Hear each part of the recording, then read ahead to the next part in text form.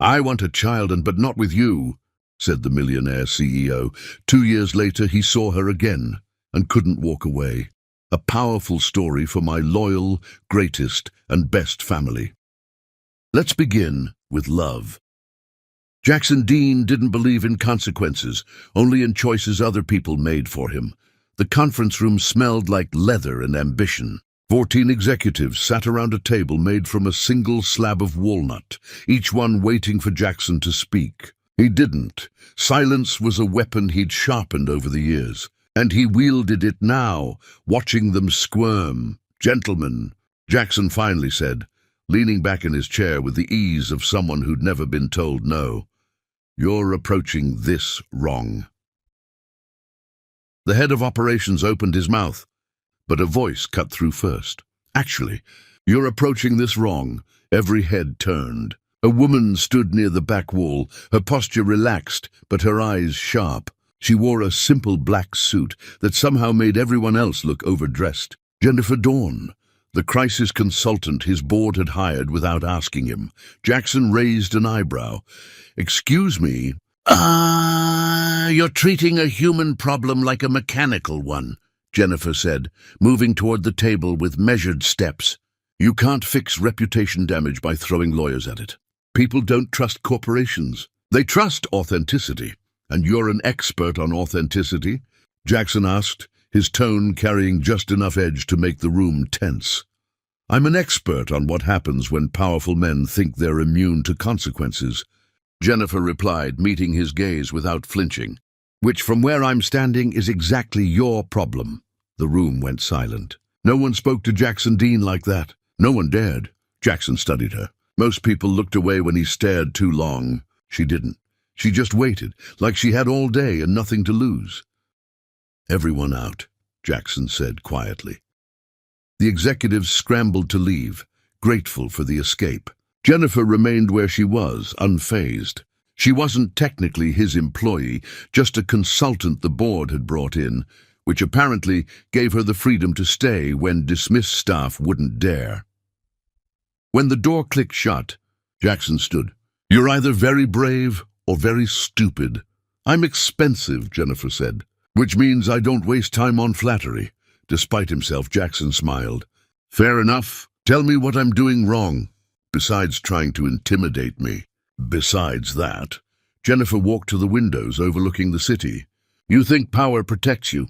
It doesn't. It isolates you. And right now, you're so isolated you can't see that your company is bleeding trust because you treat people like variables in an equation."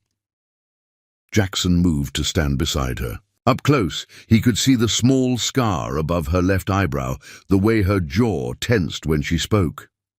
"You don't pull punches. I don't get paid to. What do you get paid to do?" She turned to face him fully. "Save men like you from yourselves." Something in her voice, not pity, not judgment, just truth, cracked something open in Jackson's chest. He'd spent years building walls, and she'd found a weakness in 3 sentences.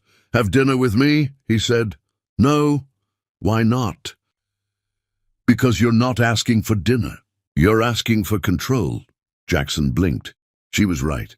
Every invitation he'd ever extended was a test, a transaction, a way to measure his influence. "What if I just wanted to talk?" "Then you'd be lying," Jennifer said, but her expression softened slightly. "Look, Mr. Dean, Jackson." "Jackson," she corrected, "I'm here to fix your company's image, not to be another story people whisper about." "I wasn't suggesting—" "Yes, you were." She picked up her folder from the table. "I'll have a strategy proposal on your desk by tomorrow. Try to read it with an open mind." She was halfway to the door when Jackson spoke again. "What if I said I don't usually ask twice?" Jennifer paused, hand on the doorknob. "Then I'd say you should practice. It builds character." The door closed behind her, and Jackson stood alone in the conference room, feeling something he hadn't felt in years: curiosity. Over the following weeks, Jennifer became a constant presence. She sat in on meetings, challenged decisions, and refused every attempt Jackson made to charm her. It was infuriating. It was fascinating. He started finding excuses to work late, knowing she'd be there, poring over reports in the glass-walled office his board had assigned her. Sometimes he'd stand outside, watching her work, trying to understand what made her different from everyone else who orbited his world. She caught him watching one evening, looked up from her laptop, and raised an eyebrow. Jackson had the decency to look embarrassed before walking away.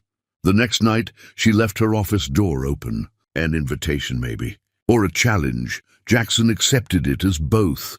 One night, well past midnight, he knocked on her door. Jennifer looked up from her laptop, unsurprised. "Let me guess, you can't sleep." "How'd you know?" "Because you're standing outside my office at midnight instead of being home." Jackson stepped inside without invitation. "Do you ever stop working?"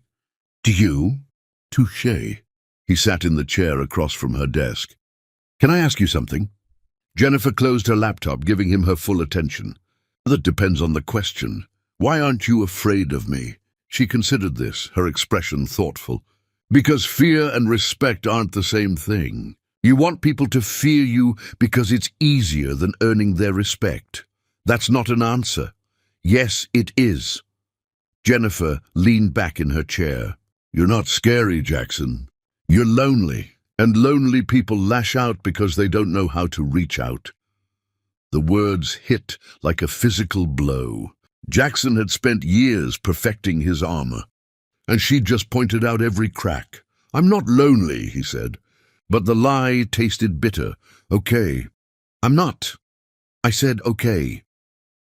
Jackson ran a hand through his hair, frustrated. "Why do you do that?" "Do what?" "Agree without agreeing. It's maddening." Jennifer smiled for the first time since he'd met her. "Good. You need more madness in your life."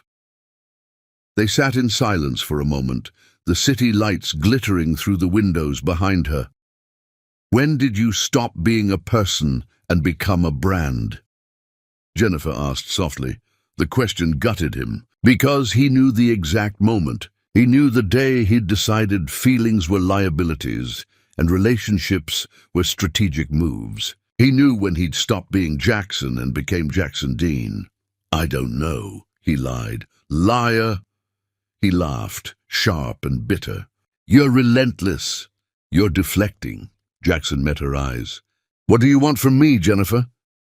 "Nothing," she said simply. "I don't want anything from you." "That's why you can't figure me out." She was right. Every person in his life wanted something: money, access, proximity to power. Jennifer just wanted him to be better. "What if I want something from you?" he asked. "Like what?" "I don't know yet." Jennifer stood, gathering her things. "Well, when you figure it out, let me know. I'm going home." "Wait." Jackson stood too, moving closer. "Stay just a little longer." "Why?" "Because I don't want to be alone right now." The honesty surprised them both. Jennifer's expression softened, and she set her bag down. "Okay," she said, "but we're just talking." They talked until dawn broke over the city. About everything and nothing. About the parents who'd never understood him and the sister she'd lost too young. About fear disguised as ambition and dreams abandoned for survival.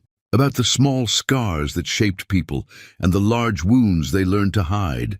Jackson found himself telling her things he'd never told anyone, not his therapist, not his friends, not the women who'd passed through his life leaving no mark. He told her about the fear of being ordinary, of building an empire, and feeling emptier with each floor added to his tower. Jennifer listened without trying to fix him, without offering platitudes or solutions. She just heard him, really heard him. And somehow that was more valuable than anything else she could have given. "You're good at this," Jackson said as the sky lightened from black to purple to pink. "At what?" "Making people feel less alone." Jennifer's expression turned sad.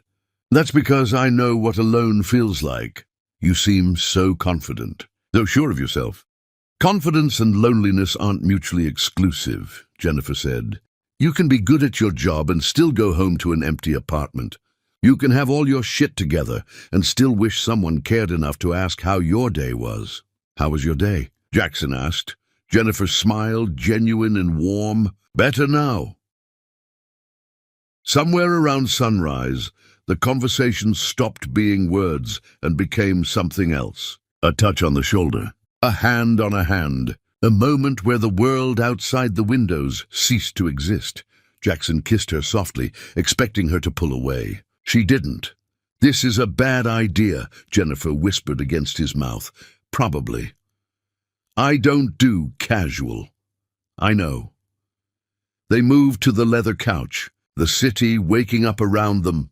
Two people who'd been alone so long they'd forgotten what it felt like to be seen. The connection between them was electric, honest, stripped of pretense. For once, Jackson wasn't performing. He was just present, vulnerable, real. Morning light streamed through the floor-to-ceiling windows when Jennifer finally pulled back, her hair tangled, her suit wrinkled, her eyes holding his with an intensity that made his chest tight. "I want something real, Jackson," she said quietly. "Marriage one day, a child who knows us both. Not games, not transactions, real." Jackson's mouth opened, but the words that came out weren't his. They were the voice of every fear he'd ever protected himself with. "You're confusing intimacy with ownership." Chapter 2. The equation breaks. His mouth opened, but the wrong man answered. Jennifer's hands stilled on his chest. The warmth between them turned to ice so fast Jackson could feel it crystallizing in the air. "What did you say?" Her voice was level, dangerously calm. Jackson's brain screamed at him to stop, to take it back, to say anything else. But his pride, that vicious, wounded pride, had already taken control. "I'm Jackson Dean," he said, each word a nail in his own coffin. "You're someone who works in my building." The silence that followed wasn't empty. It was full of every possibility dying in real time. Jennifer stood with a grace that made the moment worse. She didn't rush, didn't slam things around. She just began putting herself back together with methodical precision, buttoning her shirt, straightening her skirt, smoothing hair that his hands had tangled minutes ago. "Jennifer," Jackson started, his voice cracking on her name. "Don't." She held up one hand, still not looking at him. "Don't try to soften it now." "I didn't mean—" "Yes, you did." She finally met his eyes, and Jackson wished she hadn't. The hurt there was brief, a flash of lightning before the storm. What replaced it was worse, nothing. Absolute emptiness. "You meant every word. That's who you are when you're scared." "I'm not scared," she laughed, sharp and bitter. "You're terrified. Someone just offered you something real, and you reacted like a cornered animal. I'm not—" "Stop." Jennifer's voice cut through his protests. "Just stop. I'm not interested in watching you lie to yourself anymore." Jackson stood, reaching for her. "Let me explain." Jennifer stepped back, putting the desk between them. "There's nothing to explain." "I wasn't confused, Jackson." "You are." She picked up her bag, her laptop, the cardboard coffee cup from hours ago when the world had been different. Every movement was deliberate, final. "Where are you going?" "Away from here." "Away from you." "Jennifer, please. I told you I wanted something real," she said, her hand on the door handle. "And you told me I wasn't worth it." "Message received." "That's not what I said." "It's exactly what you said." She pulled the door open, paused without turning around. "I hope whatever you're protecting in that fortress of yours is worth it, because it looks pretty lonely from where I'm standing." The door closed with a soft click that echoed louder than a slam ever could. Jackson stood in the center of the room, surrounded by the evidence of what had just happened, the wrinkled couch cushions, the empty coffee cups, the lingering scent of her perfume. He waited for the relief to come, for the satisfaction of maintaining control, of protecting himself, of winning whatever twisted game his mind had convinced him they were playing. Nothing came, just a hollow ache in his chest that felt suspiciously like loss. He pulled out his phone, typed a message. "Can we talk?" He stared at it for 5 minutes before deleting it unsent. She'd told him exactly who she was and what she wanted. He'd told her exactly what he thought of both. What else was there to say? The days that followed felt wrong. Jackson couldn't name it, couldn't fix it, couldn't code his way out of it. He just knew that every room felt emptier, every conversation more exhausting, every moment more hollow. His assistant noticed first. "Are you feeling all right? You've been distracted." "I'm fine," Jackson said, staring at his computer screen without seeing it. "It's just that you've been sitting in this meeting for 20 minutes and haven't said a word." Jackson looked up, realizing with a start that there were 6 people around the conference table, all watching him with concern. "Apologies," he said, standing abruptly. "Something came up. Reschedule." He left them staring after him, confusion rippling through the room. In his office, Jackson pulled up the security system. He told himself he was checking protocols, verifying access logs, doing his job. But his fingers navigated to the cameras covering Jennifer's office with the precision of muscle memory. Her desk was empty. No laptop, no files, no coffee cups. Just bare wood and a vacant chair. Jackson's chest constricted. His assistant appeared in the doorway. "Sir, Ms. Dawn's resignation letter arrived this morning. She's requesting immediate release from her contract." "All? What reason did she give?" "Personal circumstances requiring relocation." "Relocation? Where?" She didn't specify. Jackson read the letter 17 times. It was professional, brief, completely devoid of emotion. It said nothing and everything at once. He approved it immediately, because making her stay would be another form of cruelty, and he'd already inflicted enough. Weeks bled into months. Jackson threw himself into work with a ferocity that impressed even his most ambitious colleagues. He acquired companies, launched initiatives, expanded territories. His net worth climbed, his influence spread, his empire grew, and he felt nothing.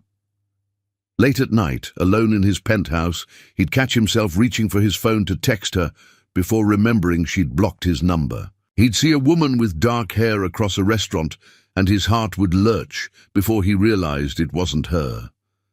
His friends, the few he had, stopped inviting him to gatherings. Not because he was difficult, but because his presence was like a black hole, sucking the energy from every room. "You're different," one of them said after a particularly silent dinner, "ever since that consultant left." "I'm the same," Jackson insisted. "No, you're not. You used to be arrogant. Now you're just hollow." Jackson wanted to argue, but the words wouldn't come. Because it was true. He'd spent years building walls to protect himself, and now he was trapped inside them, watching life happen through bulletproof glass. One evening, his security chief mentioned casually that Jennifer had been seen at a charity function across the country. She'd started her own firm. It was thriving. Jackson pulled up photos from the event on his tablet. There she was, laughing with clients, shaking hands with sponsors, looking exactly like someone who'd moved on with her life. He zoomed in on her smile. It reached her eyes. She looked happy. He looked like a ghost. That night, Jackson stood at his windows until the city lights blurred. He didn't cry. He'd forgotten how.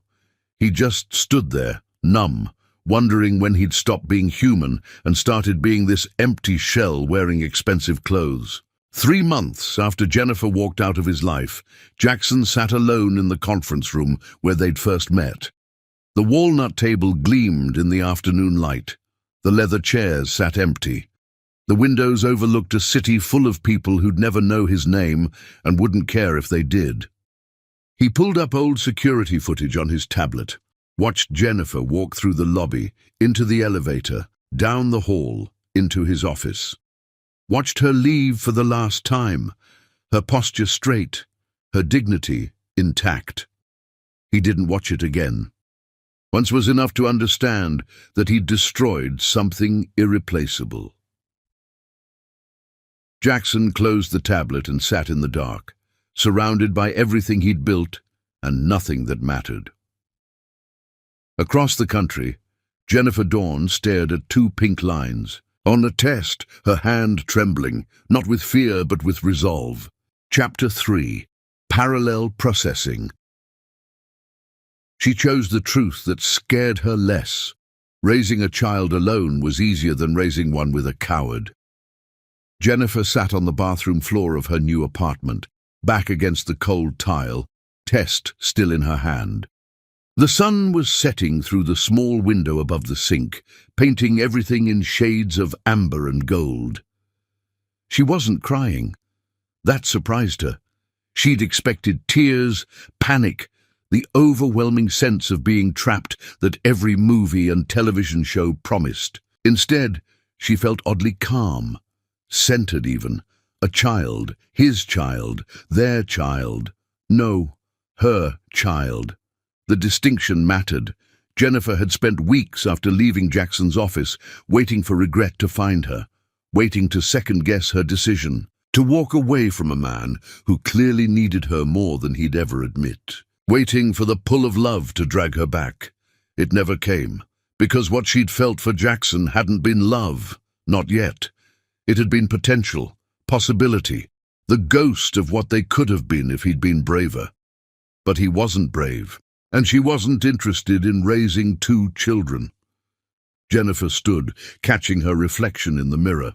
She looked the same dark eyes, same sharp cheekbones, same woman who'd walked out of a penthouse office with her dignity intact. But something was different now. Something fundamental had shifted. She was going to be someone's mother. The thought terrified and thrilled her in equal measure. Over the following weeks, Jennifer built a fortress of her own, not made of money or power, but of decisions. She told no one about Jackson, listed no father on preliminary medical forms, created a story so simple it was almost true.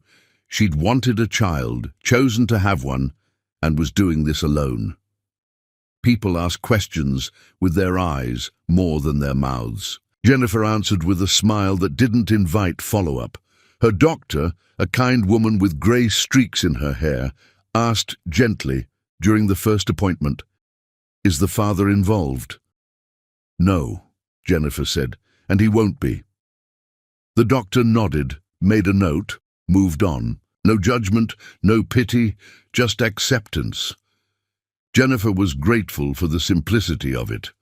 She threw herself into preparation with the same intensity she'd once applied to saving failing companies.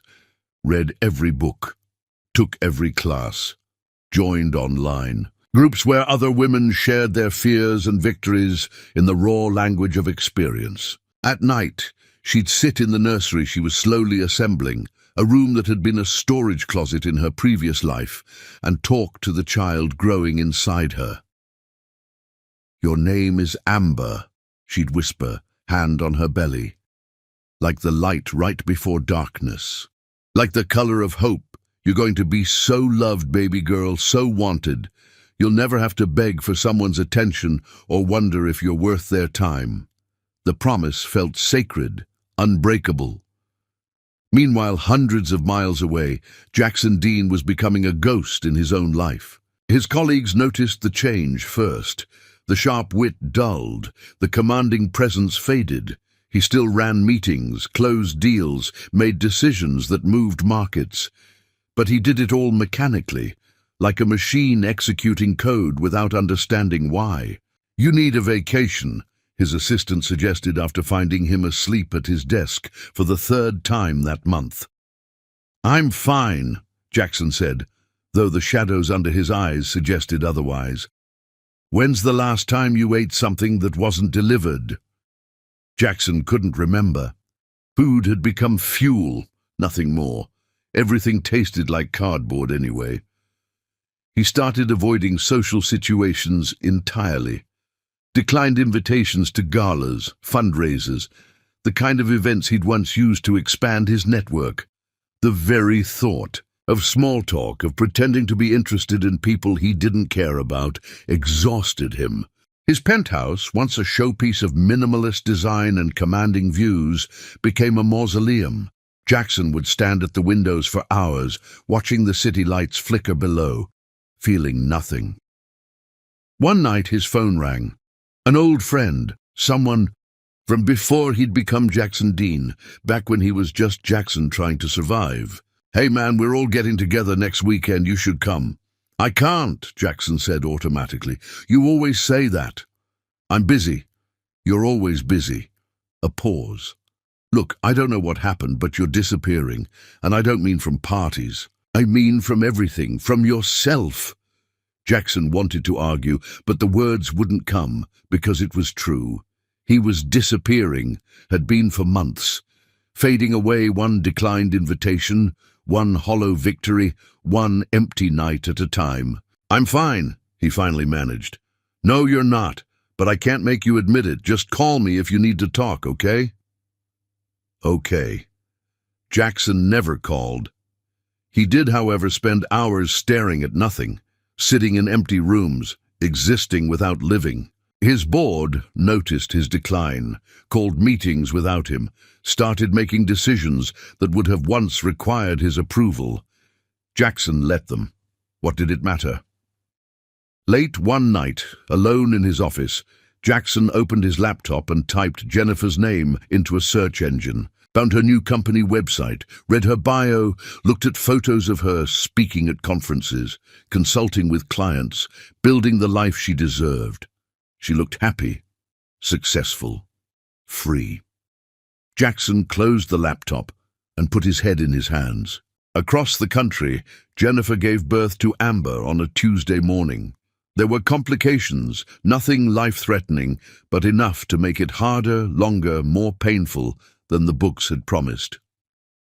Jennifer labored for 16 hours, alone, except for the nurses who rotated through with efficient kindness. When they finally placed Amber on her chest, tiny and wrinkled and screaming, Jennifer felt something inside her break open, not painfully, beautifully.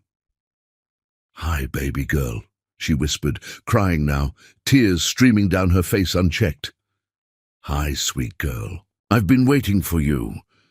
Amber's cries softened.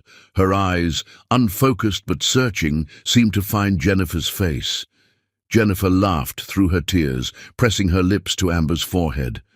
"You'll never have to beg for love," Jennifer promised, the words sacred and fierce. "Never. You are wanted. You are chosen. You are mine." A nurse smiled from the corner, wiping at her own eyes. "She's beautiful. She's perfect," Jennifer corrected. Later, when the room was quiet and Amber was sleeping in the plastic bassinet beside the hospital bed, Jennifer took a photo. Just one. Amber's tiny hand curled against Jennifer's finger. She thought about sending it, thought about typing a message. "You have a daughter. Her name is Amber. She's perfect, and she'll never know you hurt me." Instead, Jennifer deleted the photo, held her daughter closer, and promised herself that Amber's story would never include a father who had to be convinced she was worth loving. Some truths were too important to dilute with complications. Jennifer Dawn had made her choice, and she would spend the rest of her life making sure Amber never regretted it. Chapter 4. Compound Decay. Years don't heal. They just give wounds time to settle into architecture. Amber learned to walk in the small apartment Jennifer had made into a home. She took her first steps between the coffee table and the couch, arms outstretched, face lit with triumph when Jennifer caught her. "That's my girl!" Jennifer laughed, scooping Amber up and spinning her around. "You're unstoppable!" Amber squealed with delight, the sound pure and bright, and Jennifer felt that familiar surge of fierce love that still sometimes caught her off guard. Life had a rhythm now. Morning routines and afternoon naps and bedtime stories. Jennifer had built a consulting practice from the ground up, working from home while Amber played nearby, learning to balance spreadsheets and snack time with the grace of necessity. Friends emerged from unexpected places. Other mothers at the park, neighbors who became family, a community that wrapped around Jennifer and Amber like protective arms. Peter Williams, a gentle giant of a man who'd made his fortune in renewable energy, became an unlikely mentor. He'd hired Jennifer to consult on a reputation crisis, stayed for her insight, and remained because he saw something in her that reminded him of his late wife, strength tempered with grace. "You're doing an incredible job," Peter said one afternoon, watching Amber stack blocks with intense concentration. "Some days I'm not so sure," Jennifer admitted. "That's how you know you're doing it right." Peter smiled. "The ones who think they have all the answers are the ones you should worry about." Jennifer appreciated Peter's presence in their lives. He was steady, kind, genuinely interested in Amber's development without any agenda beyond friendship. He sent thoughtful birthday gifts, showed up to preschool performances, offered advice when asked, and silence when needed. Amber, for her part, was becoming a force of nature. Stubborn, curious, wildly independent one moment and clingy the next. She had Jennifer's eyes but someone else's bone structure, the strong chin, the way her brow furrowed when she concentrated. Jennifer tried not to see Jackson in her daughter's face, mostly succeeded. "Mama, no daddy?" Amber asked one morning while Jennifer was braiding her hair. At barely 3, her sentences were simple, direct. Jennifer's hands stilled for just a second before continuing the familiar pattern. "Some families have mama and daddy, some have one, some have more. We have us. Is good?" Amber considered this with the seriousness she applied to everything. "Good. You best, mama." Jennifer kissed the top of her head, blinking back tears. "And your best, Amber." The conversation didn't come up again. Amber was content with their world, small but full, simple but rich. Meanwhile, Jackson Dean was collapsing inward like a dying star. His empire continued to expand, but he'd become a figurehead in his own company. Board members made decisions, executives ran divisions. Jackson signed papers and attended meetings where his presence was required, but his input was optional. No one knew what to do with him. "He's not the same," his CFO said during a private conversation with the board. "Haven't been for years. He's not making bad decisions, he's just not making any decisions at all." "Should we be worried?" someone asked. "I don't know. He still shows up, still signs off on everything. He's just absent." Absent was the right word. Jackson moved through his days like a ghost haunting his own life. He woke up in the same penthouse, wore the same expensive clothes, drove the same luxury car. But none of it felt real anymore. The parties stopped inviting him after he attended. One stood in the corner for 2 hours without speaking to anyone before leaving without saying goodbye. The women who'd once pursued him gave up after he turned down advances with polite disinterest. The friends he'd accumulated through ambition gradually stopped calling. Jackson let it all slip away. What was the point of pretending? Late at night, he'd stand at his windows and wonder what Jennifer was doing, if she ever thought about him, if she'd found someone worthy of the love she'd offered him. The wondering ate at him, but not enough to make him do anything about it. Because what would he even say? "Sorry I destroyed the best thing in my life. Sorry I was too much of a coward to recognize what you were offering." Sorry seemed insufficient for the magnitude of his failure. So Jackson said nothing, did nothing, became nothing. His assistant, loyal despite everything, tried occasionally to pull him back. "There's a summit next month. National level. You've been invited to speak." Decline. "It would be good for the company." "Oh, someone else can go." "They specifically asked for you." They'll survive the disappointment. But the assistant was persistent, brought it up again a week later. The summit organizers called again. "They really want you there. Jennifer Dawn is speaking." Jackson's head snapped up. "What?" "Jennifer Dawn. She's giving a keynote on ethical leadership. I thought you might want to." "Accept the invitation," Jackson said, his voice rough from disuse. The assistant blinked, surprised. Really? Yes, whatever it takes, I'll be there. For the first time in years, Jackson felt something other than numbness. It wasn't hope. Hope required too much optimism. It was more like dread and anticipation twisted together, making his chest tight and his hands shake. He had no plan, no idea what he'd say if he saw her, no illusion that she'd want to speak to him, but he'd be there anyway, because the alternative, spending the rest of his life wondering, was finally worse than the fear of facing her. Jennifer received the summit invitation with mixed feelings. Part of her wanted to decline, to avoid any possibility of running into Jackson, but the larger part, the part that had built a life and a business and a future, refused to let fear dictate her choices. "I've earned this platform," she told Peter over coffee. "I'm not going to hide." "Good," Peter said, "but if you need backup, I'm happy to attend." "That would be helpful, actually. Amber could use a familiar face if I'm busy networking." Peter smiled. "I'd be honored." The night before leaving for the summit, Jennifer tucked Amber into bed in their apartment.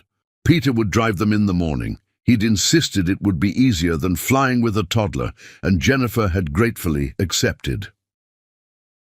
"Big day, Mama?" Amber asked sleepily, her words still slightly muddled. "That's right, baby." "Peter come?" "Yep. He's going to take you to see the aquarium while Mama works." Amber yawned, already drifting off. "Love you, Mama." "Love you more, sweet girl." Jennifer sat beside the bed long after Amber fell asleep, watching her daughter's chest rise and fall, feeling the weight of what tomorrow might bring. She didn't know Jackson would be there, had no reason to suspect their paths would cross. But somewhere deep in her chest, beneath the armor she'd built, a part of her wondered if she was ready to see him again, and whether she'd recognize the man who'd broken her heart, or if he'd become someone else entirely. Jennifer fell asleep with the question unanswered, not knowing that tomorrow would shatter the careful peace she'd built and force her to confront the one truth she'd been avoiding. Some wounds don't heal. They just wait for the right moment to reopen. Chapter 5. Collision Protocols. Fate isn't poetic, it's just poor planning meeting terrible timing. The morning started with rain, not the gentle kind, but the angry sheets that turned highways into rivers and made visibility a luxury. Peter drove carefully, his hands steady on the wheel, while Jennifer sat in the passenger seat reviewing her keynote notes for the third time. "You're going to be brilliant," Peter said, glancing at her. "You know this material inside and out." "I know. I just want everything to be perfect." In the back seat, Amber was already asleep, her head lolled to one side, clutching the stuffed elephant she couldn't sleep without. Jennifer turned to check on her, felt that familiar surge of protective love. "She's fine," Peter said gently. "Relax." "I can't. What if something goes wrong? What if the childcare at the summit isn't good? What if she gets scared and I'm not there?" "Then I'll be there," Peter reminded her. "That's why you asked me to come, remember?" Jennifer managed to smile. "Thank you for all of this, for driving us, for helping with Amber, for being a friend," Peter finished, "which is exactly what I want to be. No pressure, no expectations. Just someone who shows up." The rain had stopped by the time they reached the summit venue, but the sky remained grey and threatening. Peter parked, helped Jennifer unload their bags, then scooped up a still-sleeping Amber with practiced ease. "I'll get her settled in the childcare room," he said. "You go check in and get ready for your moment." Jennifer watched them walk toward the entrance, Peter's broad back, Amber's small form nestled against his shoulder, and felt grateful for the chosen family she'd built. Inside, the summit venue buzzed with the kind of energy that came from putting powerful people in one room and telling them to network. Jennifer found the check-in desk, collected her speaker badge, and made her way backstage. "You're on in 20 minutes, a production assistant told her, handing over a bottle of water. "Wireless mic, no podium. You'll have the whole stage." "Perfect." Jennifer found a quiet corner to center herself, breathed slowly, reviewed her opening lines, reminded herself that she'd earned this moment through years of hard work, and no ghost from her past could take that away when they called her name. She walked onto that stage like she owned it. The lights were bright enough that she couldn't see individual faces in the audience, just shapes, shadows, the vague impression of hundreds of people watching. Better that way. Less pressure. She began speaking, and within 30 seconds the nerves dissolved. This was her element. This was what she'd built her second life doing. Teaching people how to lead with integrity, how to balance power with humanity, how to see consequences before they became catastrophes. "Accountability isn't weakness," Jennifer said, her voice carrying through the hall. "It's the foundation of trust, and trust is the only currency that actually matters. You can buy loyalty, you can demand obedience, but you cannot purchase genuine trust. That has to be earned through consistency, honesty, and the willingness to admit when you're wrong." The audience was engaged, leaning forward, some taking notes. Jennifer found her rhythm, moving through her points with practiced ease. "The difference between power and integrity," she continued, "is what you do when no one's watching. When there's no board to impress, no shareholders to appease, no cameras recording your actions. That's when your true character shows. And that's what people remember." In the back row, Jackson Dean sat frozen, his entire world narrowing to the woman on stage.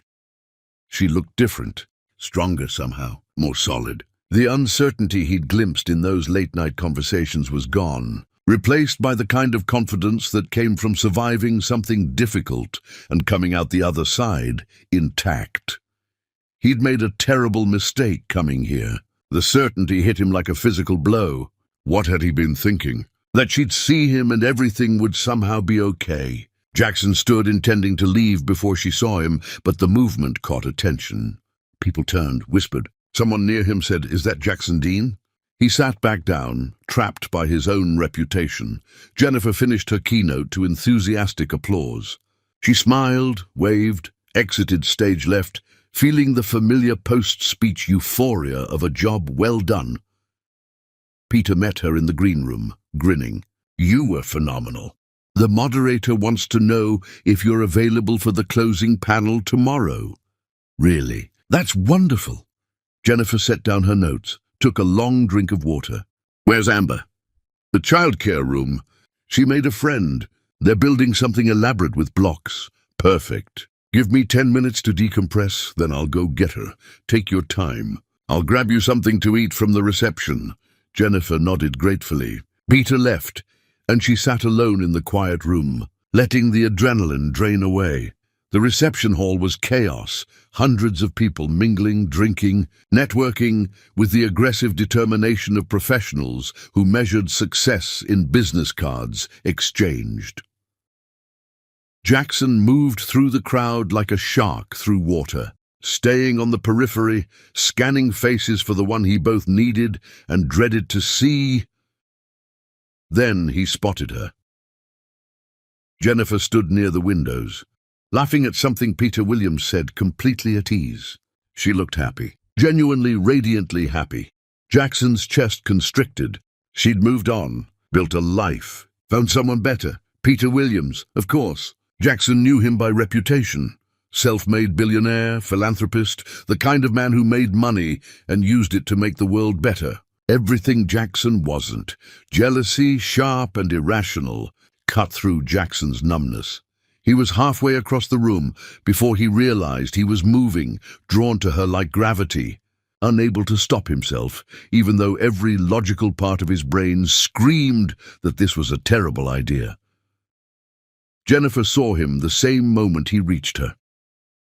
The smile dropped from her face, not slowly, instantaneously, like someone had flipped a switch. Peter noticed her expression change, followed her gaze, saw Jackson approaching. "Jennifer?" Peter said quietly, his body shifting into a protective stance.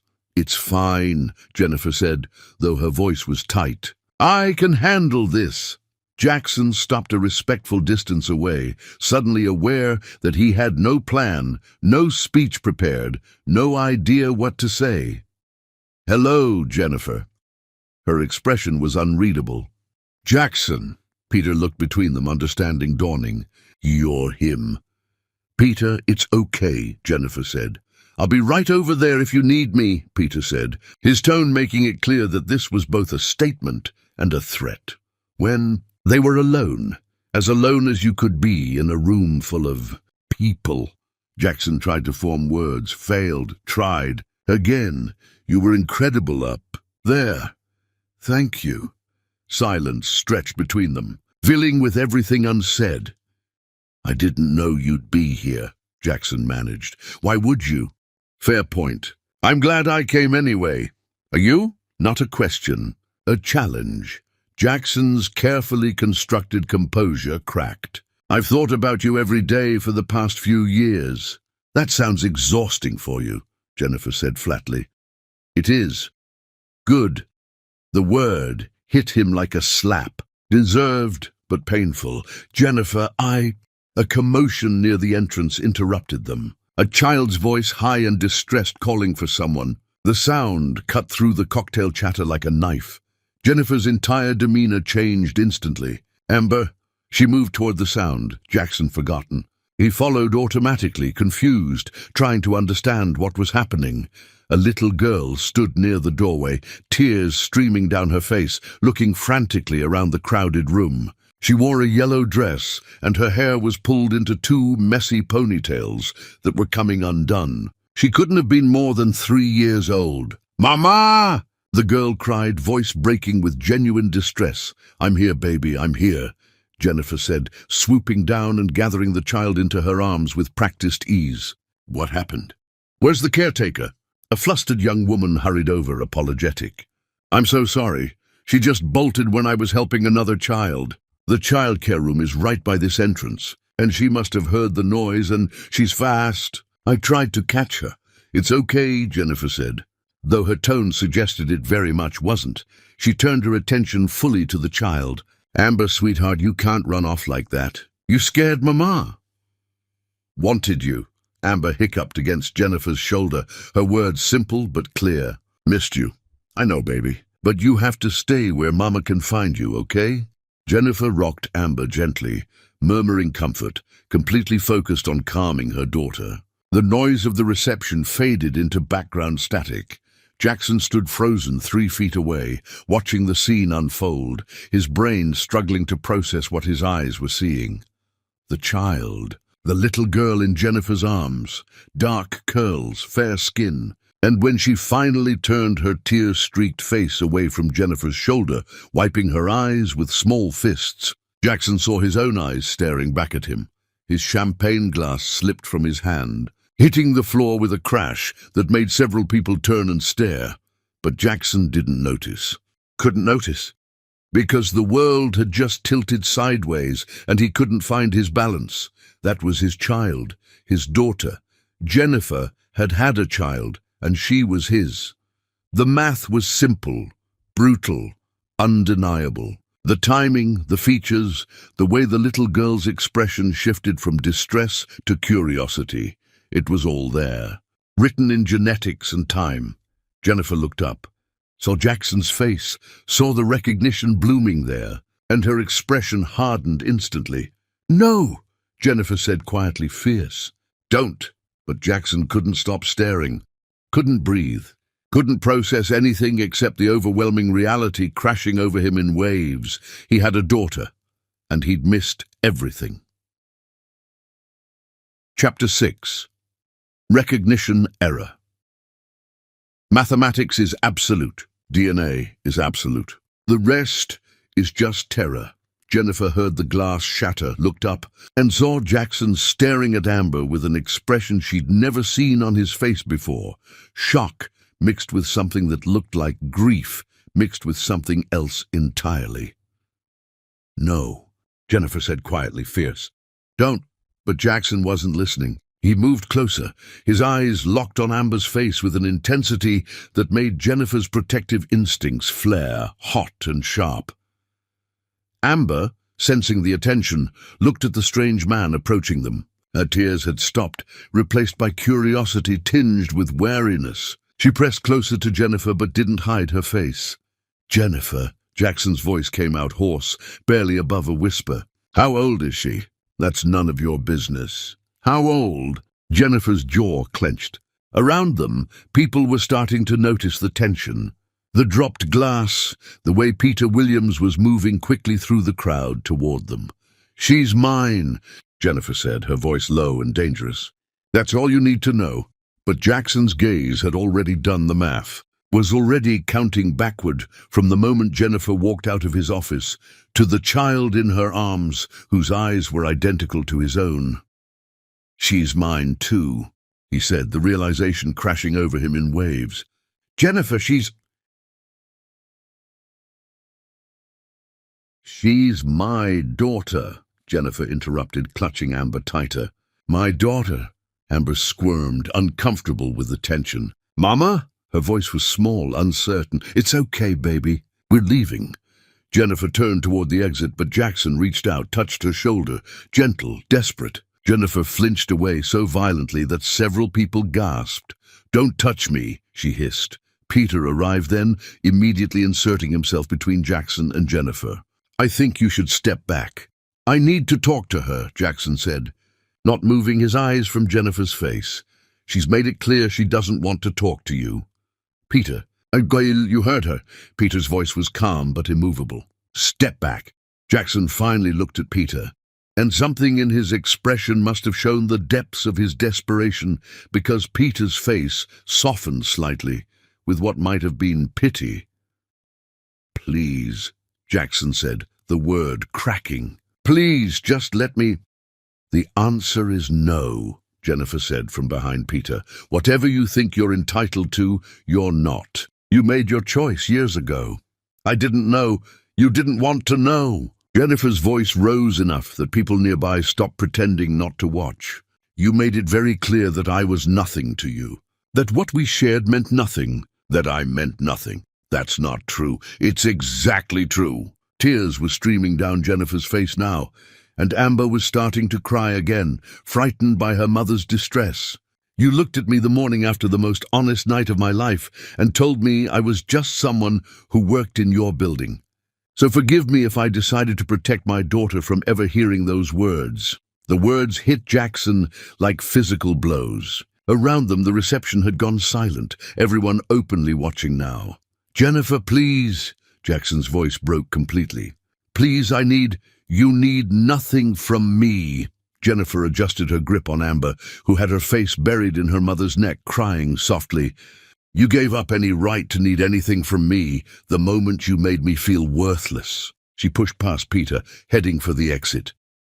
Jackson stood frozen for a half-second before his body moved without permission, following her into the corridor outside the reception hall. "Jennifer, wait!" She didn't stop, just walked faster, heading toward the parking area. Amber's cries had subsided to hiccups, but she kept her face hidden against Jennifer's shoulder. Jackson ran to catch up, his dress shoes slapping against marble floors. "Please, just let me explain." "Explain what?"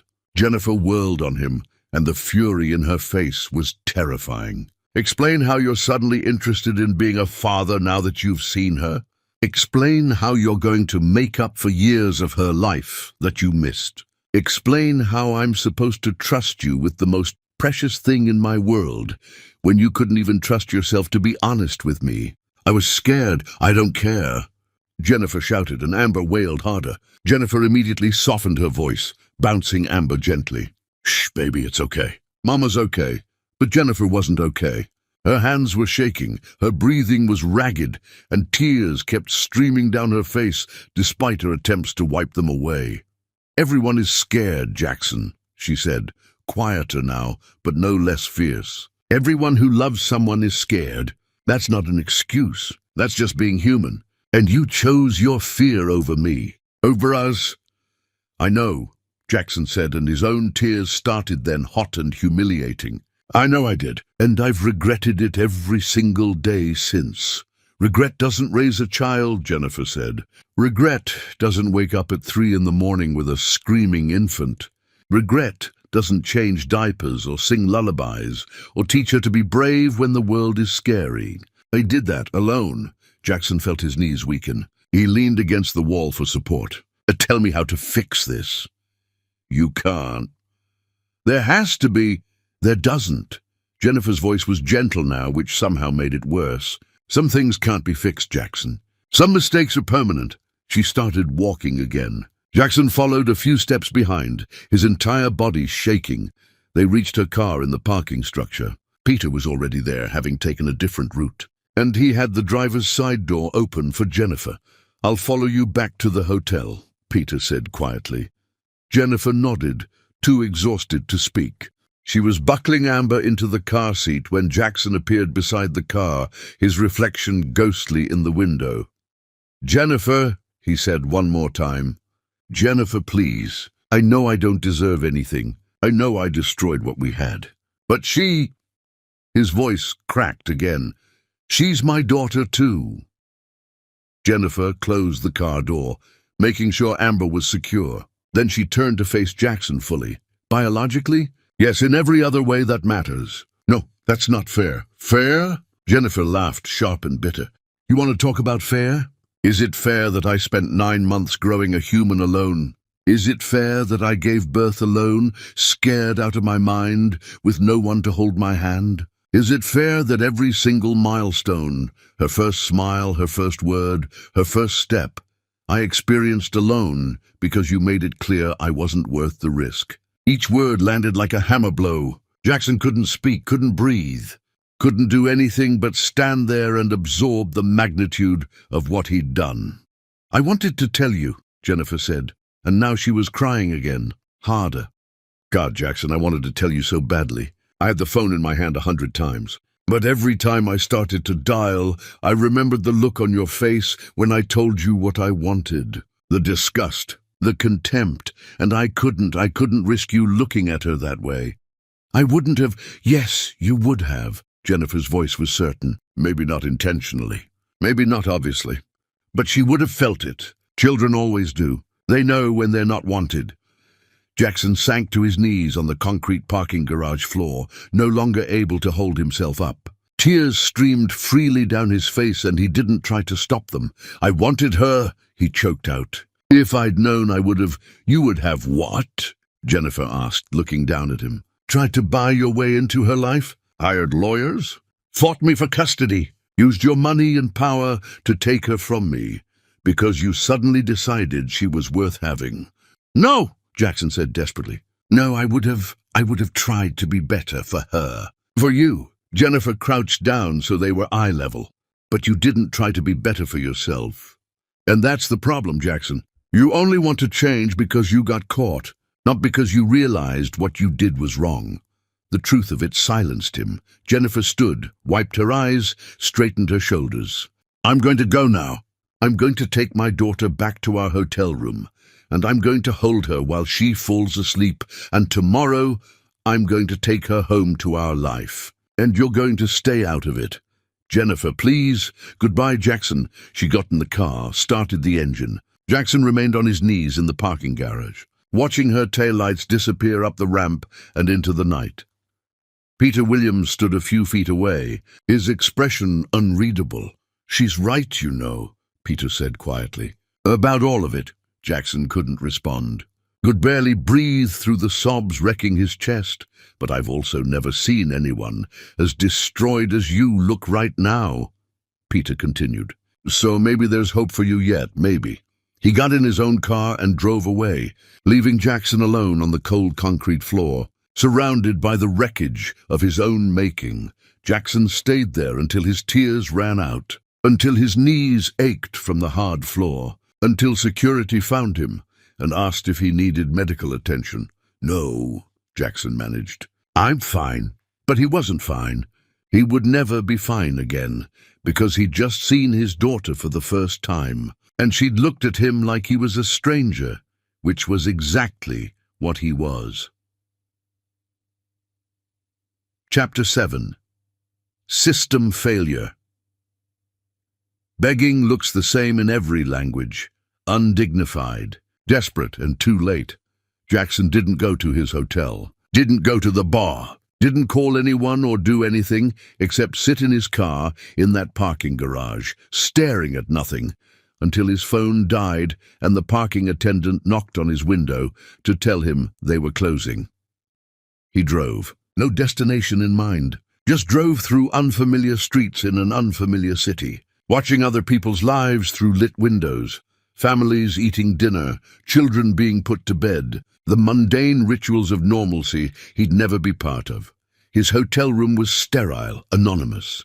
Jackson stood at the window overlooking the city, watching traffic lights change colors far below, and wondered if this was all his life would ever be. Empty rooms and hollow victories, and the ghost of what he could have had if he'd been braver. The next several days blurred together. Jackson flew home, went through the motions of existing, functioned enough that people didn't ask questions. But inside, he was collapsing. He tried calling Jennifer.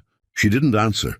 Sent texts that went unread. Emails that disappeared into the void. Finally, desperate, he reached out through the only connection they had left, Peter Williams. "She doesn't want to talk to you," Al Peter said when he finally returned Jackson's call 3 days later. "I know, but I need to try." "Why? So you can feel better about yourself?" "No," Jackson said honestly, "because I need to know if there's any chance, any possibility that she'll let me try to make this right." Peter was silent for a long moment. "You really hurt her, you know, not just walked away, destroyed her. I know. And now you want access to the child she raised alone, because you suddenly realized what you lost. It's not that simple. Actually, it is exactly that simple." Peter's voice was firm but not unkind. "From where I'm sitting, you're a selfish man, having a crisis of conscience who wants absolution. And Jennifer doesn't owe you that." "You're right," Jackson said. "She doesn't owe me anything. But she's not the only one involved here anymore. There's a child who deserves to know where she came from. That's a convenient argument. It's also true." Another long silence. "Then I'll ask her. But if she says no, you need to respect that. No lawyers, no power plays, no using your money to force your way in. Understood?" "Understood." 3 days later, Jackson received a text from an unknown number. Saturday, 10 in the morning, Brighton Park, near the fountain. "Come alone. Don't make me regret this." Jackson stared at the message for 5 minutes before responding. "I'll be there." "Thank you." No response came.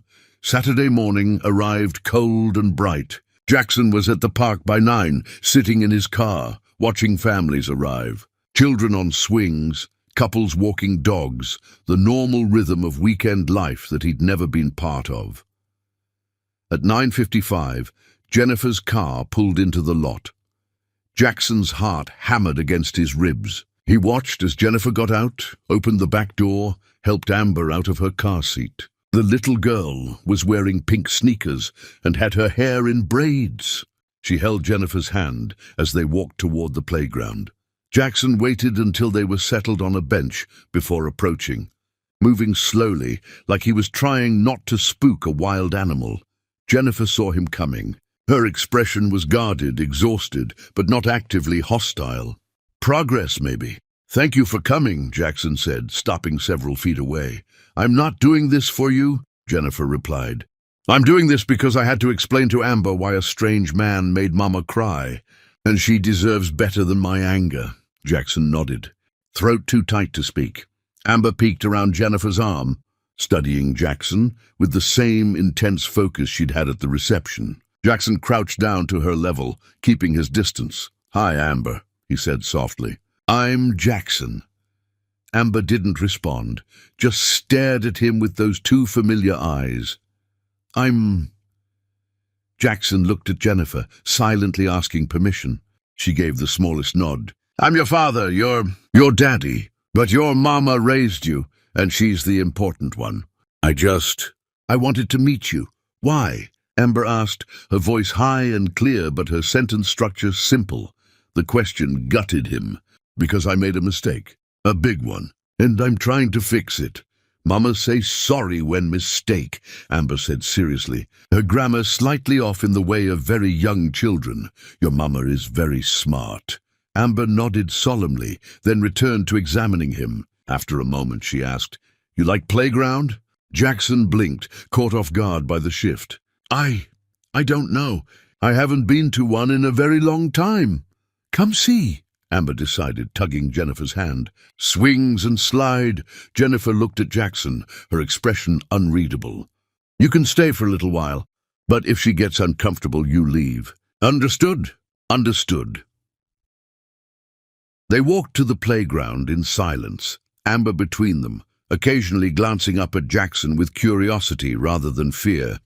It was something. It wasn't enough, but it was something.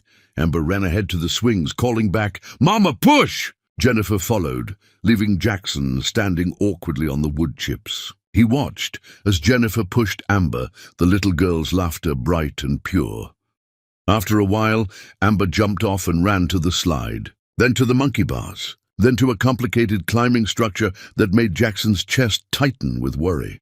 She's fearless, he said quietly, moving to stand beside Jennifer. She gets that from me, Jennifer replied, not looking at him.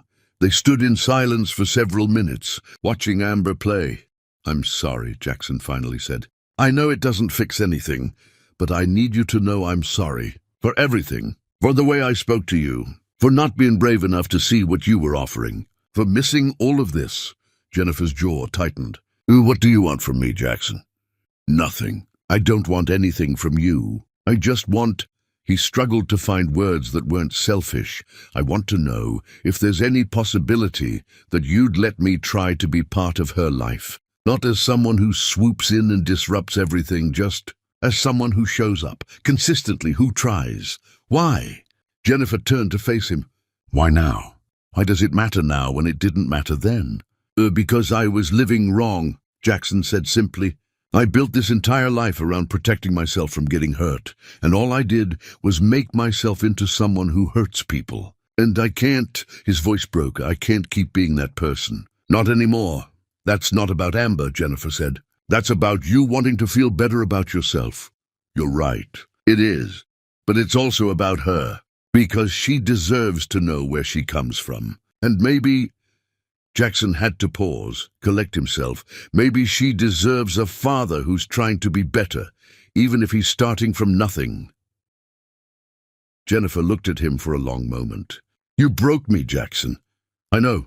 You made me feel like I was crazy for wanting something real. Like I was asking for too much. Like I wasn't worth the risk.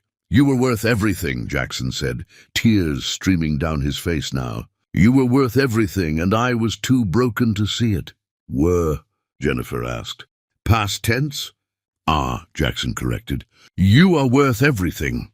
Jennifer's eyes filled with tears, but she didn't let them fall. I don't trust you. I understand. And I'm not sure I can ever forgive you. I understand that too. But Amber... Jennifer looked at her daughter, who was now trying to convince another child to help her build something in the sandbox. Amber deserves better than my unresolved issues with you. So what does that mean? Jackson asked carefully. Jennifer took a deep breath, let it out slowly. It means you can try. Just try. Show up. Be consistent. Don't make promises you can't keep. Don't buy her affection. Just be here regularly and we'll see. Thank you, Jackson whispered.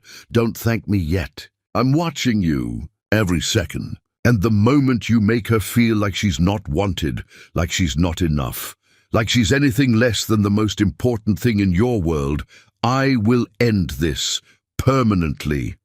Understood. Understood. And Jackson? Jennifer's voice softened slightly. This isn't about me giving you another chance. This is about me giving her the opportunity to know you. Don't confuse the two.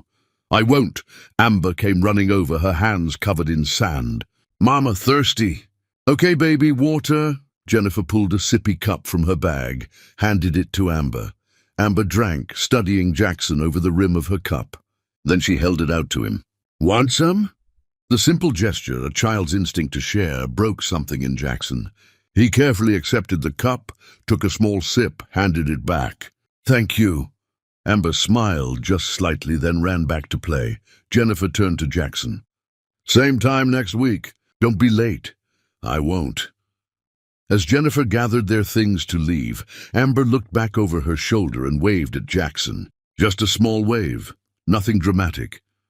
Jackson waved back, and the moment Amber turned away, he sat heavily on the bench.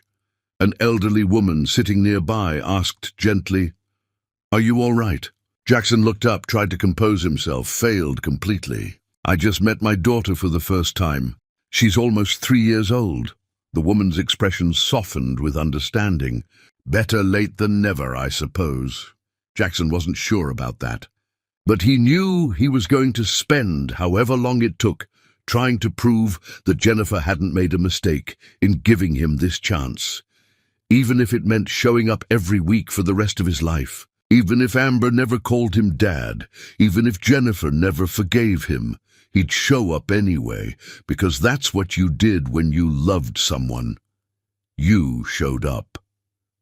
Chapter 8. Confession. Without variables, the truth, when it finally comes, doesn't set you free. It just shows you the size of your cage. Jackson showed up the following Saturday, and the Saturday after that, and every scheduled time Jennifer allowed, approaching each visit like it was a gift he hadn't earned, but was grateful to receive anyway. Amber, for her part, warmed to him gradually, not with the eager trust of a child who'd never been disappointed, but with the cautious curiosity of someone deciding whether this new person was safe. "What color?" she asked during their third visit, sitting beside him at a picnic table while Jennifer watched from nearby. At nearly 3, her sentences were getting longer but still simple, direct. "What color do I like?" Jackson clarified, and she nodded. "Blue. What's yours?" "Purple. Pink. Yellow too. Those are good choices. All pretty colors.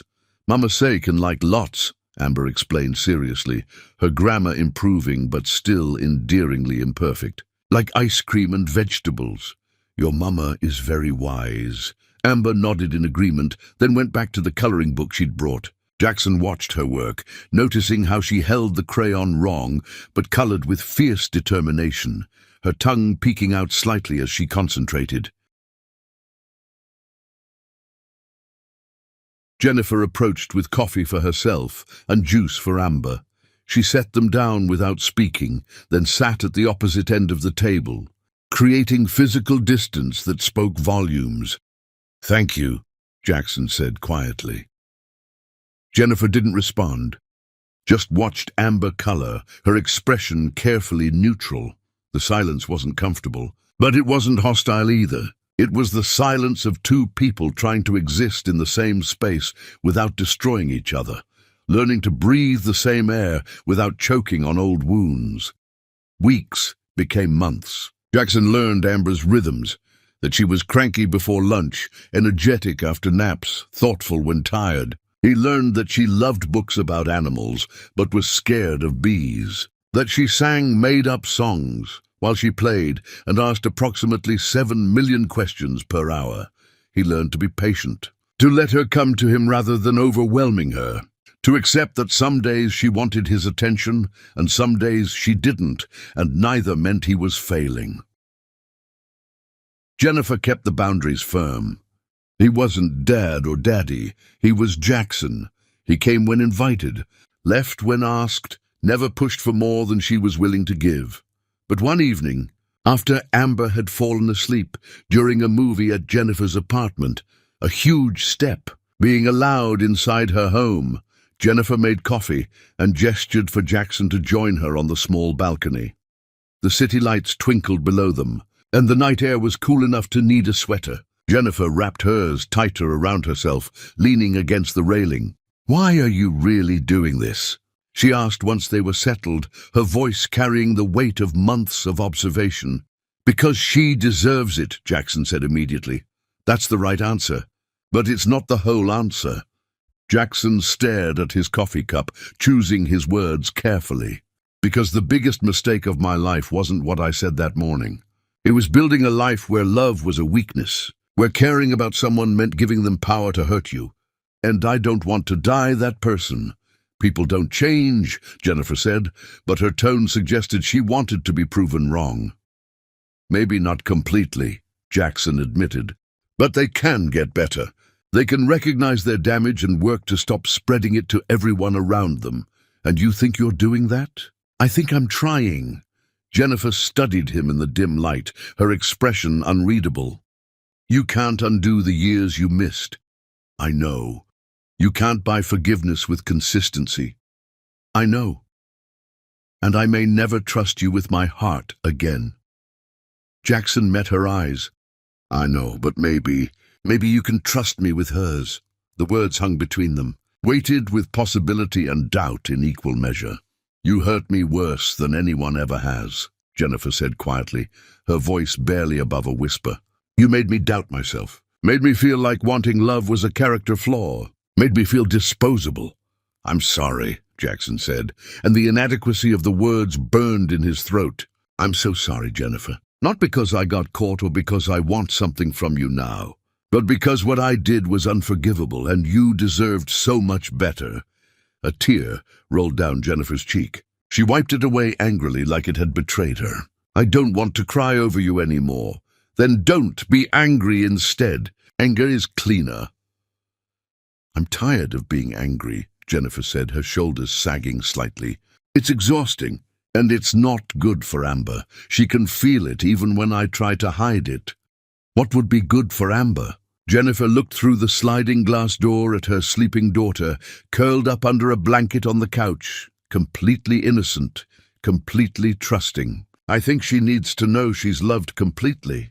By me always. And maybe by you too, if you can prove you mean it. How do I prove that? Time, Jennifer said simply. Just time. Keep showing up. Keep being consistent. Keep choosing her even when it's inconvenient. What if I mess up? You will mess up. Everyone does. The question is whether you show up anyway after you mess up or whether you disappear again. Jackson nodded, understanding the test. I won't disappear. We'll see. They sat in silence for a while, drinking coffee that had gone lukewarm, watching the city breathe below them. A siren wailed in the distance. A couple walked by on the sidewalk, laughing about something, life continuing around them while they sat suspended in this fragile moment. Can I ask you something? Jackson said eventually. Maybe. Are you happy with your life? With how things turned out? Jennifer considered the question carefully, tilting her head as she thought. I'm content. I have work I'm proud of, a daughter I adore, friends who show up when I need them. That's more than a lot of people get. But are you happy? Happiness is overrated, Jennifer said with a small, sad smile. I'm satisfied. That's better. More stable. Less dependent on circumstances I can't control. Is Peter... Jackson couldn't finish the question, couldn't bring himself to ask if she'd found what she deserved with someone else. Peter is a friend. A good friend. One of the best I've ever had. But that's all. She paused, then added quietly, he asked once, about a year ago, if I wanted to try being more. Jackson's chest tightened. What did you say? I said I wasn't ready. That I might never be ready. And he said that was okay, that he'd rather have my friendship than lose me by pushing for more. He's a good man. He is. Jennifer turned to face Jackson directly, which is why I know the difference now. Between someone who actually cares and someone who just wants to own things. The words stung, but Jackson didn't flinch from them. I deserved that. Yes, you did. Another silence, this one heavier. Why would it matter to you anyway? Jennifer asked. About Peter? Jackson looked at her, really looked at her, and decided that after everything he owed her honesty. Complete, vulnerable honesty. Because he stopped himself, searching for courage. Still what? Still in love with you, he said, each word feeling like jumping off a cliff. I never stopped. I just learned to live with the pain of it. Learned to carry it like a stone in my chest that never gets lighter. Jennifer's breath caught audibly. Jackson, I'm not saying that to manipulate you. Jackson said quickly, his hands trembling slightly. "I'm not asking for anything. I just thought you should know the truth. After all the lies I told myself and you, the least I can do is be honest now. Even if it doesn't change anything." Jennifer stood abruptly, went to the railing, gripped it with both hands hard enough that her knuckles went white. "You don't get to do that." "Do what?" Say things like that. Act like your feelings matter more than your actions. Act like loving me from a distance makes up for destroying me up close. I know my actions were terrible. I'm not excusing them. Then why tell me you love me?" Jennifer's voice was strained, cracking at the edges. "What am I supposed to do with that information? What possible good does it do either of us?" "Nothing," Jackson said, standing but keeping his distance. "You don't have to do anything with it. I just needed you to know that what we had, what I threw away, it wasn't nothing to me. It meant everything. I just didn't understand that until it was too late." Jennifer turned to face him, tears streaming freely now, her careful composure completely shattered. "It's still too late, Jackson. You don't get to come back and make this okay just because you finally figured out what you lost. I know. So why are you telling me this?" Her voice broke on the last word. "Because lying to you broke us. And I'm done lying to anyone, especially myself. I love you. I loved you then, and I love you now, and I'll probably love you until I die. But that doesn't mean you owe me anything. It just means I finally understand what I destroyed." They stood on that small balcony, two broken people trying to figure out if the pieces could ever fit together again, knowing they probably couldn't. Hoping anyway, despite all evidence to the contrary. "I should go," Jackson said finally, his voice rough. "It's late, and I've said too much." "Yeah." He moved toward the door, paused with his hand on the handle. "Thank you for letting me try, for giving Amber the chance to know me. You didn't have to do that." "No," Jennifer agreed, wiping her face with the back of her hand. "I didn't." Jackson let himself out quietly, pulling the door closed with careful precision. Jennifer stood on the balcony long after his car disappeared down the street, crying for everything that was and wasn't and might never be. Inside, Amber stirred, mumbled, "Mama?" in her sleep, her voice small and trusting. Jennifer wiped her eyes hastily, went inside, gathered her daughter into her arms. "I'm here, baby. Always here." Because whatever happened with Jackson, whatever complicated feelings remained tangled between them like barbed wire. This was the truth that mattered. Amber was loved completely, without conditions, without reservations, and that was something no amount of regret could take away. That was the foundation Jennifer had built, solid and unshakable, and nothing, not Jackson's confession, not her own confused feelings, not the ghost of what might have been, could undermine it. She held Amber close and promised herself that whatever she decided about Jackson, it would be based on what was best for their daughter, not on her own wounded heart, not on his pretty words. On what Amber needed, what Amber deserved. Everything else was just noise. Chapter 9. First Contact Protocol.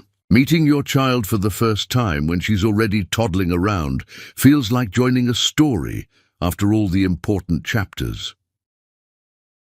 Jackson arrived at the park 15 minutes early, as he always did now, and watched from his car as Jennifer and Amber played. Amber had grown in the months since he'd first met her.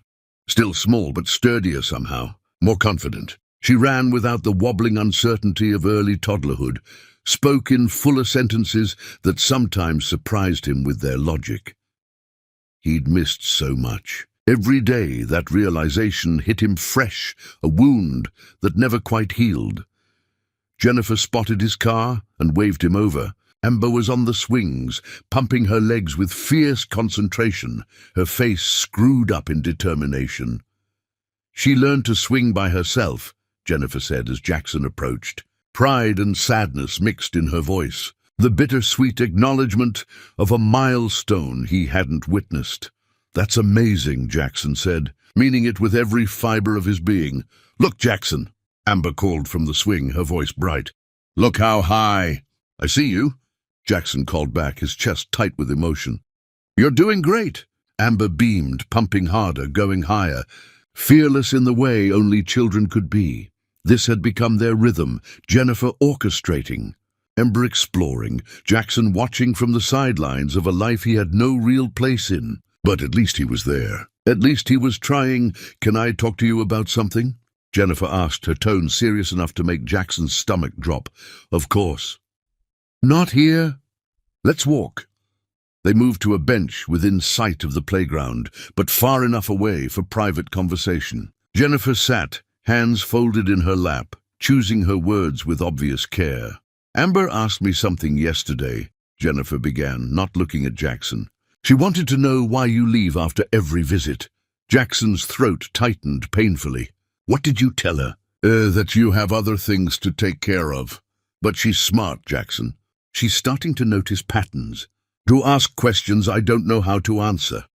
"What kind of questions?" "Why you're not around like Peter is. Why you come and go instead of staying. Why she doesn't call you what other kids call their fathers."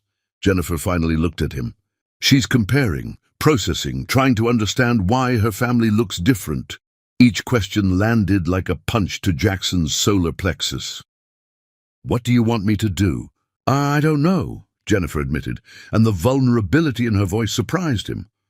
"I'm not trying to keep you from her anymore. That's not what this is. I'm trying to figure out how to make this work in a way that doesn't confuse her or set her up for disappointment."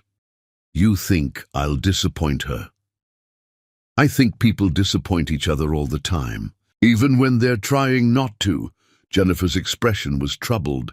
"And I need to know if you're in this for real, Jackson. Not just showing up when it's convenient, but actually in this. Because if you're not, it's better for her if we stop now before she gets more attached." "I'm in this," Jackson said immediately, with zero hesitation. "Whatever that means, however you'll let me be, I'm in this completely." Jennifer searched his face, looking for cracks, for doubt, for any sign that this was temporary. She's going to need more eventually. More time, more consistency, more presence. Are you ready for that? "Yes. Even when it's hard? Even when it interferes with your work? Even when she's difficult or moody or doesn't want you around?" "Yes," Jackson said firmly, leaning forward. "I've already lost years. I'm not losing anything else. Whatever she needs, whatever you'll allow, I'm here." Jennifer nodded slowly, something like relief crossing her features. "Okay, then we try this. You come twice a week instead of once.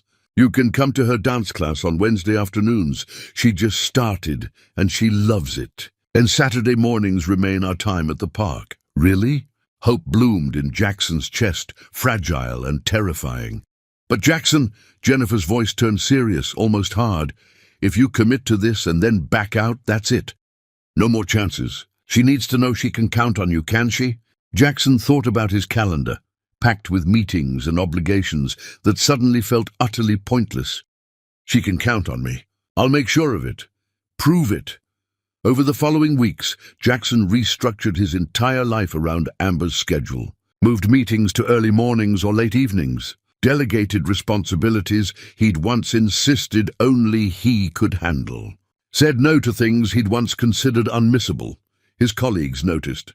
"You're different," his assistant commented one afternoon. "More present somehow. Less distracted."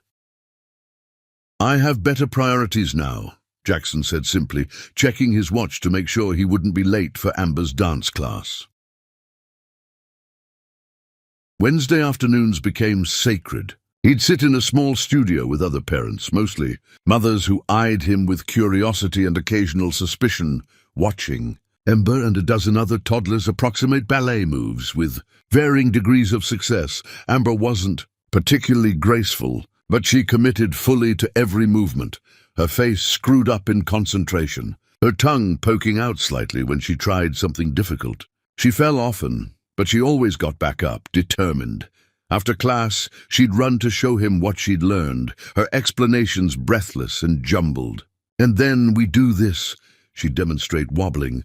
"But I fall, but is okay because everyone fall. And then we—" Jackson listened to every word like it was the most important information he'd ever received. Because in a way it was. These were the moments that built a childhood, the small accumulations of attention and care, and he was finally being allowed to witness them.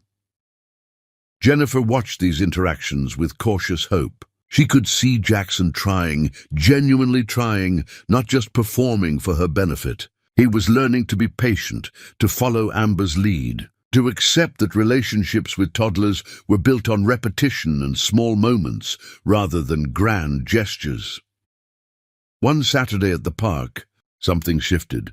Amber was playing near the climbing structure when she fell, not badly, but hard enough to scrape her knee and shock her into tears. Jennifer started to move, but Jackson was already there, scooping Amber up before Jennifer could reach her. "I know. Sweetheart," Jackson murmured, holding Amber close as she wailed into his shoulder. "I know it hurts." Amber clung to him, her small body shaking with sobs. Jackson rocked her gently, one hand on her back, the other cradling her head, murmuring soft comfort. Jennifer approached with the first aid kit she always carried, but Jackson had already assessed the wound. Not too bad, just scared her more than anything. He sat on a nearby bench, Amber still in his arms, and cleaned the scrape with gentle efficiency. Amber hiccuped through her tears, watching him work with wide, trusting eyes. "You're being so brave," Jackson told her, applying a bandage decorated with cartoon characters. "The bravest." "Hurts," Amber whispered, her voice small and vulnerable. "I know, baby, but it's going to feel better soon. I promise." Amber studied his face with that intense, evaluating look children had. Then in a voice barely above a whisper, she said, "Don't go yet, Daddy." The world stopped.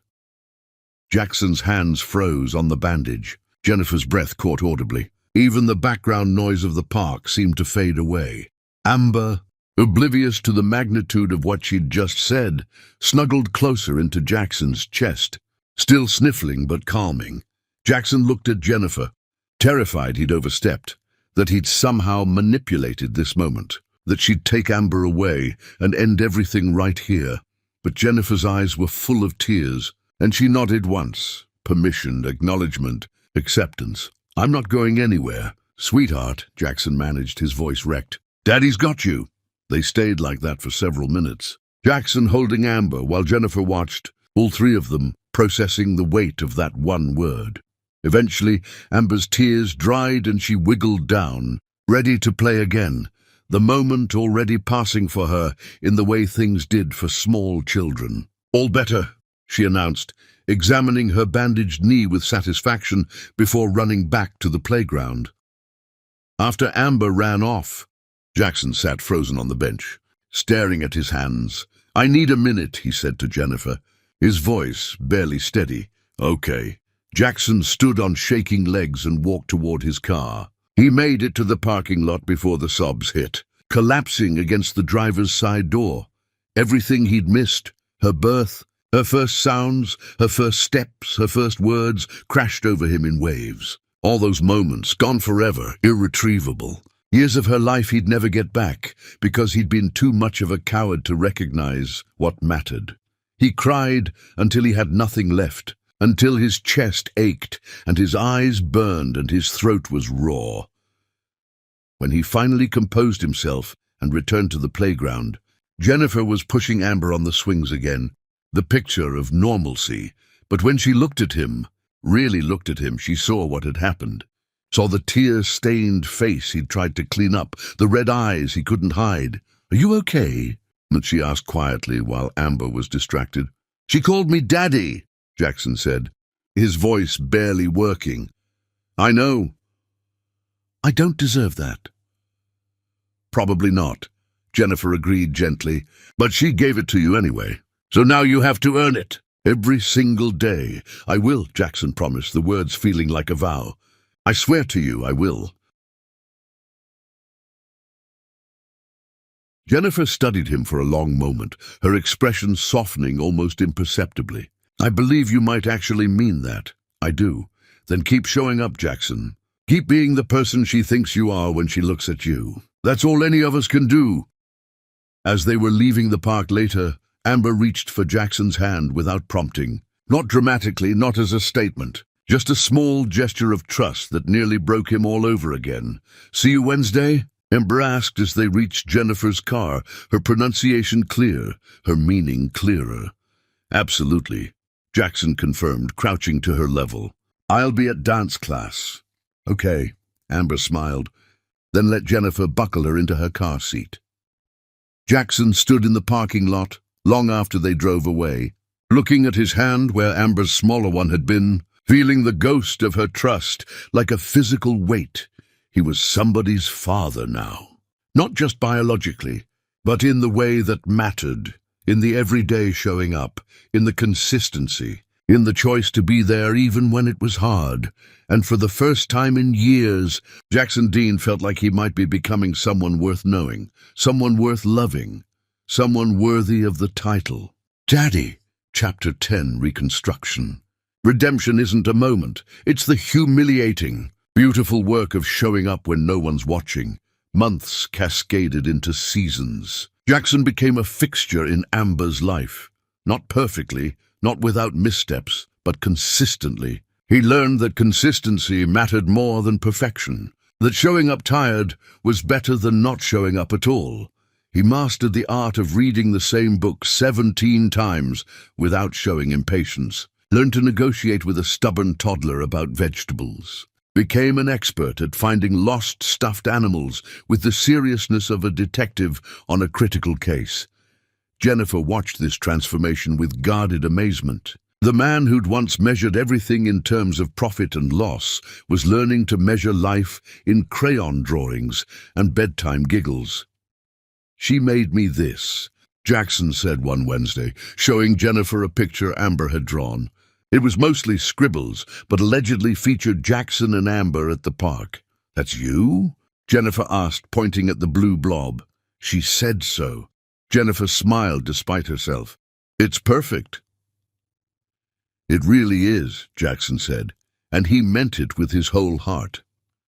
The boundaries between them remained, but they'd softened like old scars, still visible but less painful. Jennifer still didn't trust him with her heart, but she was beginning to trust him with their daughter. One evening, after a particularly long day where Amber had been cranky and difficult, Jackson sat exhausted on Jennifer's couch while Amber finally, mercifully fell asleep. "This is harder than running a company," Jackson said, only half joking. "Welcome to parenting," Jennifer replied, handing him tea.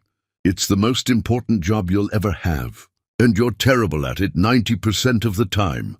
That's comforting. It's honest. They sat in comfortable silence, something that would have been impossible months ago. "Do you think you'll ever forgive me?" Jackson asked quietly. "Not now, but eventually." Jennifer considered this carefully. "I don't know. Some days I think maybe. Some days I remember how deeply you hurt me and I can't imagine it." "That's fair." "But Jackson," Jennifer met his eyes, "forgiveness isn't the goal here. Being a good father to Amber is. Don't confuse the two. I'm not. I just wanted you to know that I understand what I destroyed.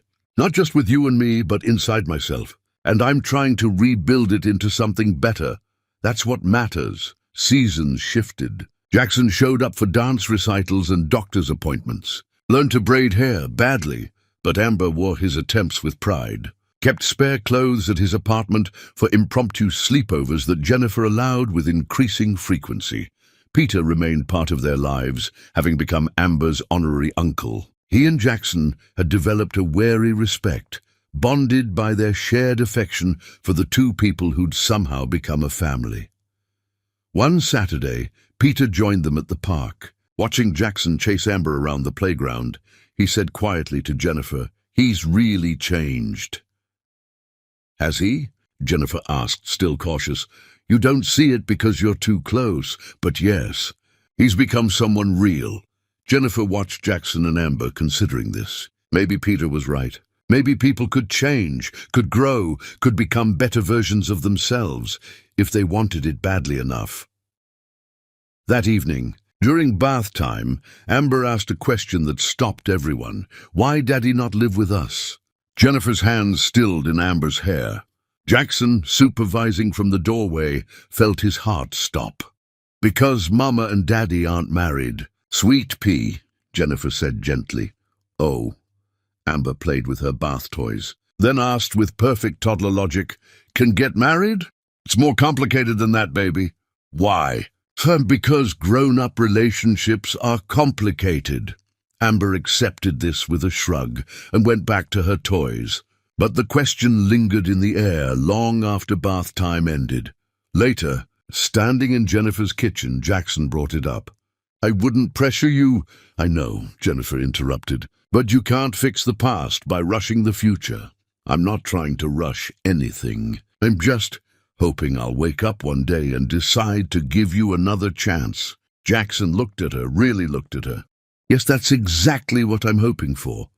That's not fair to me, Jennifer said, but her voice was gentle. I'm still healing. I know. I'm sorry. Stop apologizing and just be present. That's all I'm asking. Okay. They stood in the kitchen, surrounded by evidence of the life Jennifer had built. Amber's drawings on the refrigerator, her toys in a basket by the couch, her laughter still echoing in the walls. Jackson wasn't part of this life yet. Not really. But he was present in it, orbiting its edges, hoping one day Jennifer would let him come in from the cold. Months later, during Amber's 3rd birthday party, a celebration at the park with a few friends, Jackson watched his daughter blow out candles and make a wish. Jennifer stood beside him, and for the first time in years, they were just two parents celebrating their child. Not enemies, not lovers. Just parents. What do you think she wished for? Jackson asked quietly. Probably a pony, Jennifer said, almost smiling. Realistic. They helped clean up after the party, working together with the practiced ease of people who'd learned to cooperate. As the sun started to set, casting everything in golden light, Amber sat on Jackson's shoulders, pointing at clouds. That one looks like elephant, she announced. I see it, Jackson said, steadying her with gentle hands. Jennifer watched them, her hand unconsciously touching her chest where her heart beat with complicated feelings. Not love, she wasn't ready for that, but something softer than anger, something like hope. Peter appeared beside her. Think you'll forgive him? Jennifer's answer was quiet, honest. I don't know, but I'm letting him earn the chance. Amber laughed at something in the sky, and Jackson laughed with her, the sound carrying across the park. Jennifer watched them, her hand still on her chest, and thought maybe, just maybe, healing didn't mean forgetting. It meant learning to carry the scars while still building something new. They stood there as the sun began to set, casting everything in amber light, the color of hope, the color of their daughter's name. A family not quite whole, not quite healed, but slowly, painfully being built from scratch. And sometimes that kind of imperfect reconstruction was more beautiful than anything that had come before. Sometimes the second chances were harder, but more meaningful than the first ones. Sometimes you had to break completely to rebuild into something stronger. Jackson didn't have Jennifer's forgiveness yet, might never have it. But he had Amber's trust, and he was learning that was its own kind of grace. He had the chance to show up, to be present, to earn his place in this small, fierce family one day at a time. And that was enough. For now, it was enough.